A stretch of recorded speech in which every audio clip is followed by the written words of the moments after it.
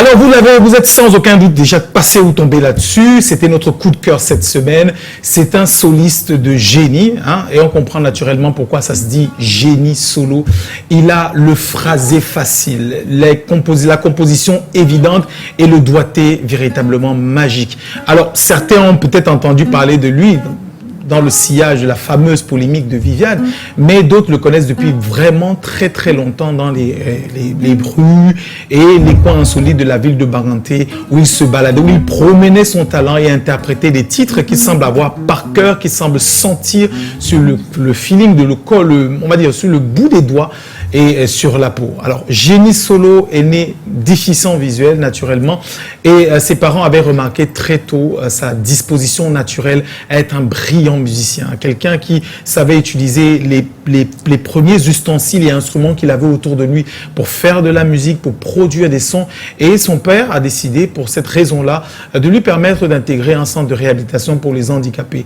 Un lieu où, en prenant en compte la situation de handicap et en essayant de détecter ce pourquoi il aurait une prédisposition ou un talent naturel, on l'orienterait. Et donc, à Buea, principalement, il va accentuer la connaissance qu'il a des instruments et approfondir donc son instrument principal, la guitare. C'est dans ce même centre-là qu'il aurait fait beaucoup de belles rencontres dont on va parler certainement. Et c'est là-bas qu'il a établi sa base pour la composition, les histoires qu'il a retenues ou qu'il a vécues et qu'il a mis en chanson avant, en faisant des voyages, en allant de ville en ville et principalement Baranté où il est établi, à écrire son nom dans le cœur des gens, le cœur des personnes qui dans la rue, qui au hasard d'une boutique ont écouté ses chansons et sont retrouvées marquées par lui.